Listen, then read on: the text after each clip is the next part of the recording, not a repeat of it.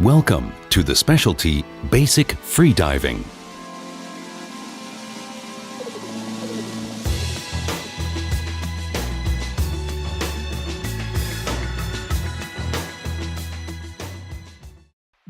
You are about to embark on one of the greatest adventures of your life. Becoming a freediver marks the first step in a journey that will forever change the way you experience the oceans of our world. Today, more than ever, we continue our quest for adventure in this new world. We yearn to feel the weightlessness in water, to swim with the animals of the sea, and to admire the beauty of the ocean reefs. Freediving gives you the opportunity to explore the underwater world with minimum equipment and little training. By using air from the surface and your lung capacity, you can temporarily dive below the surface for a closer view.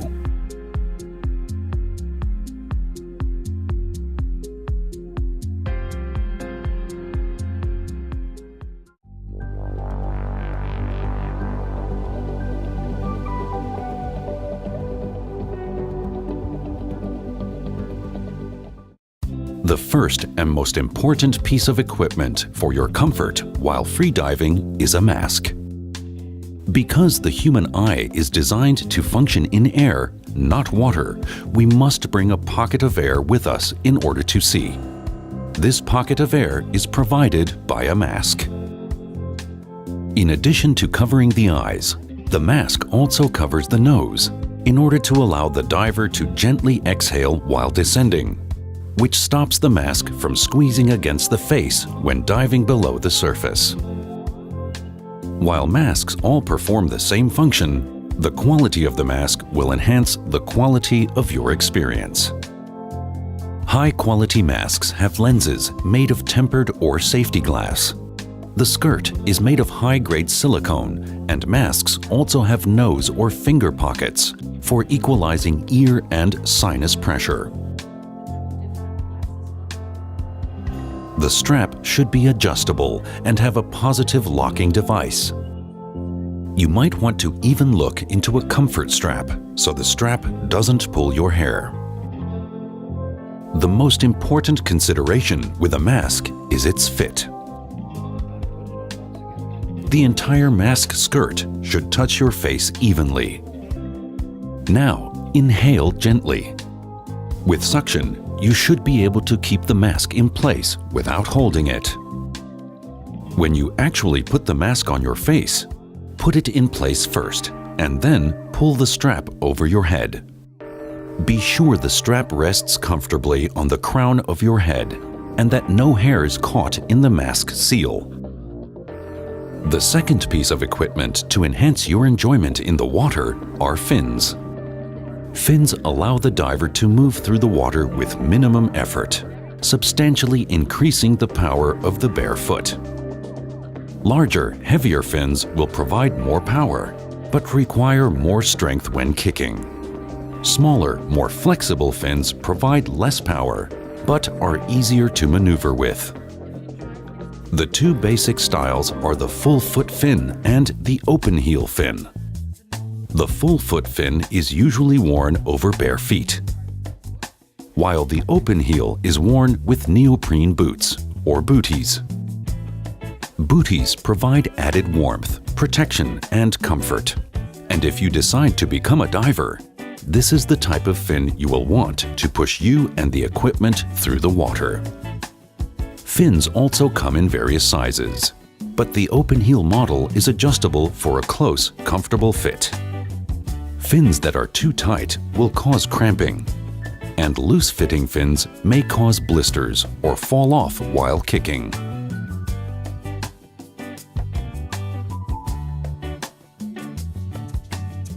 The next piece of equipment that will increase your enjoyment in the water is the snorkel. The snorkel allows you to swim and breathe on the surface while your face remains submerged.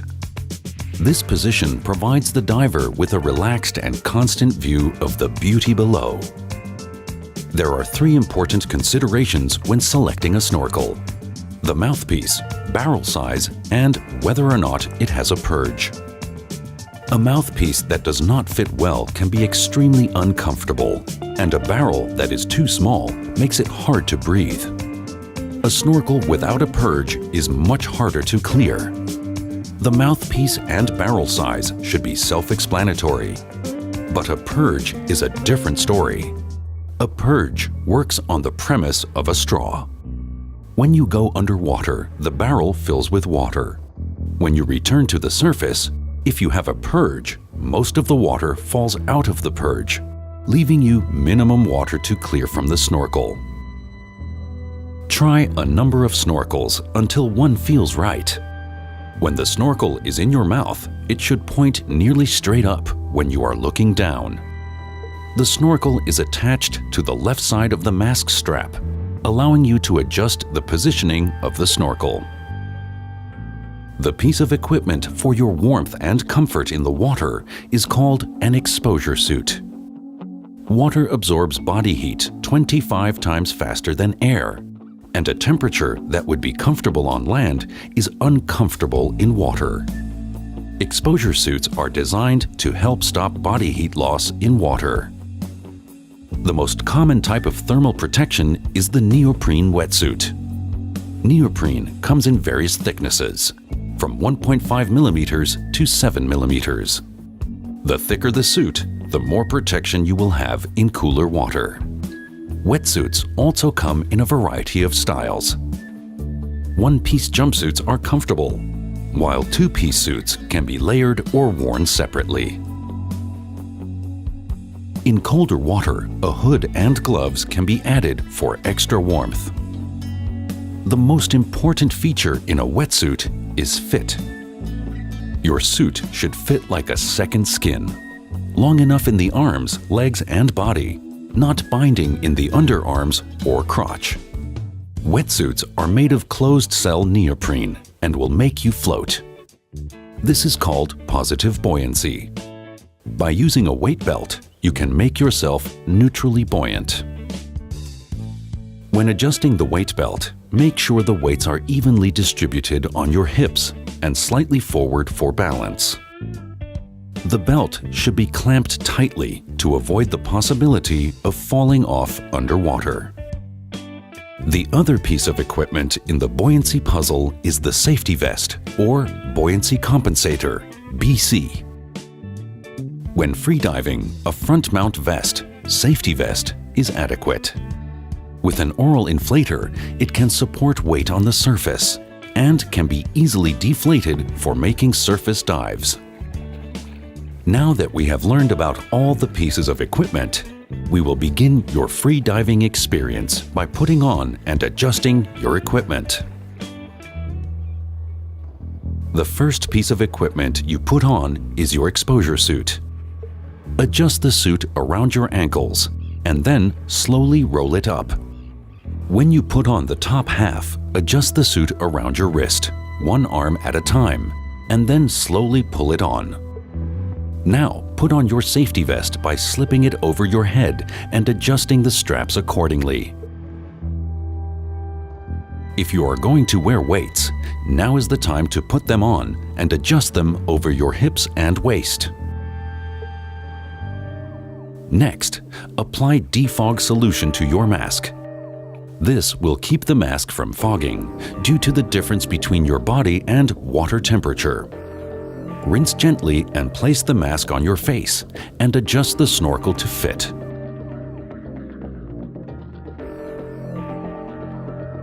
Last are your fins. In a sitting position, put on one fin and then the other. Once your equipment is on and properly adjusted, you are ready to enter the water.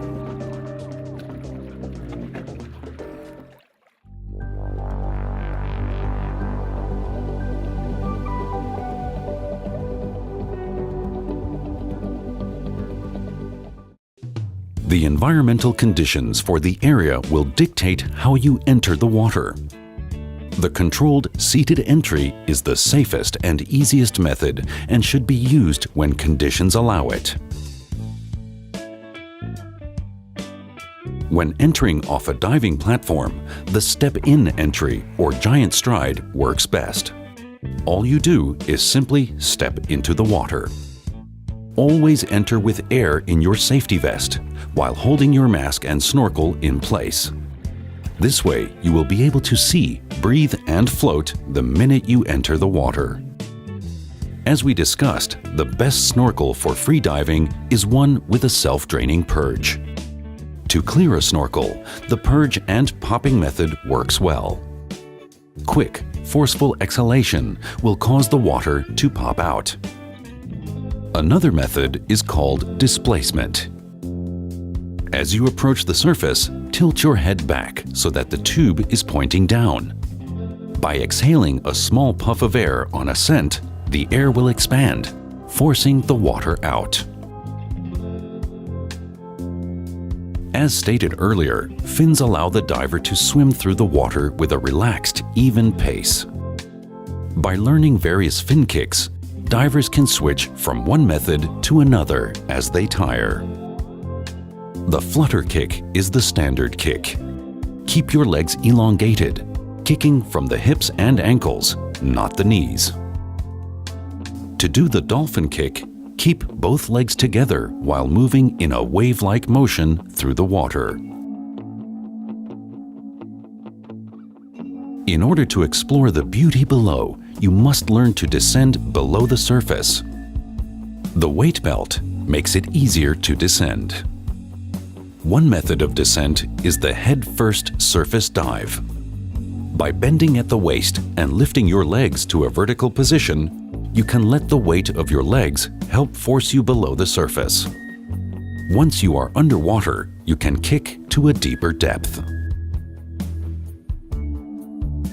The feet-first dive can be used in confined areas. Start in a vertical position and use the force of your arms and legs to propel you below the water.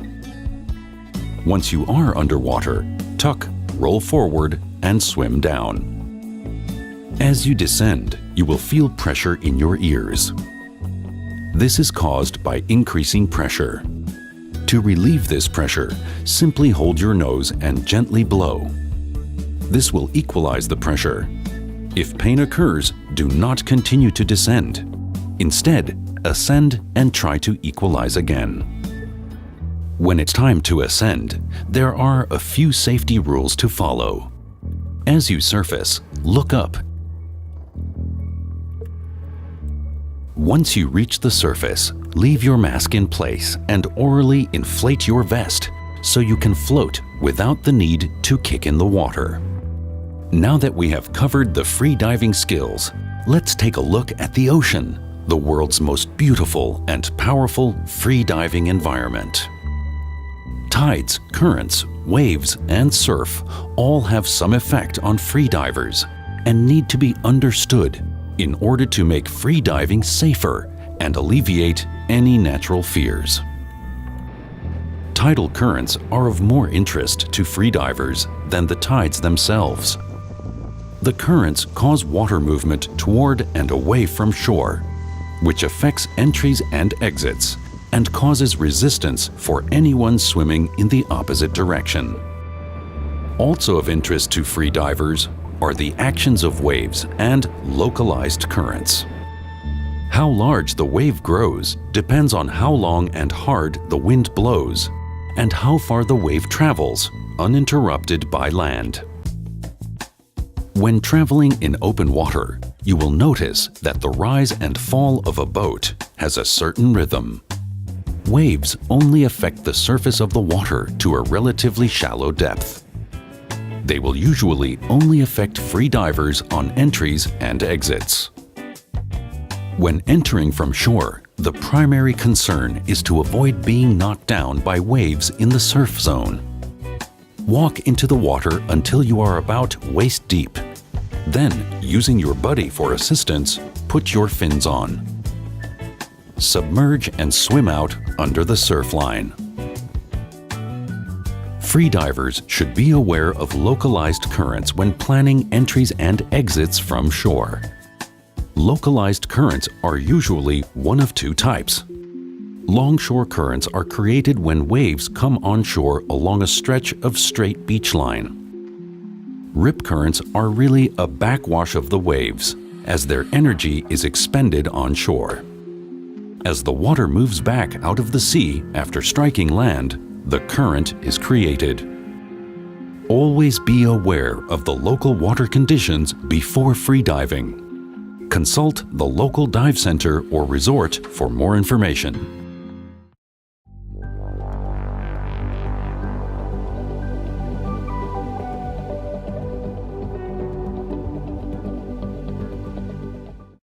Depending on where you freedive, the life forms you will see can be quite different. However, the greatest concentration of life will always be where the food chain is most developed. In the warmer waters of the ocean, life centers on coral reefs. Despite their rock-like appearance, corals are very much alive. The hard exterior is home and protection for the animals that live within. Freedivers must be very careful not to damage the coral reefs. Corals grow very slowly and are quite fragile. A touch of a hand or brush of a fin can damage this beautiful structure. There are many varieties of corals, both soft and hard. While freediving on a reef, you are likely to encounter some of the more common inhabitants. It is never a good idea to touch or feed marine animals.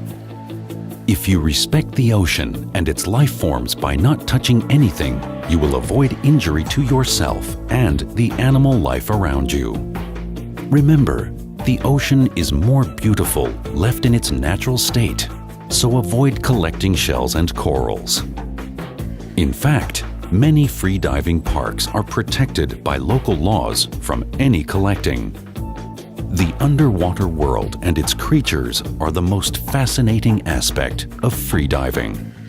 It is what we all come to see and enjoy. When you are tired, cold, or ready to stop, it is time to exit. Use the safest method for your conditions. Your dive doesn't end when you are out of the water. There are a few steps to wrapping up your dive that should be followed.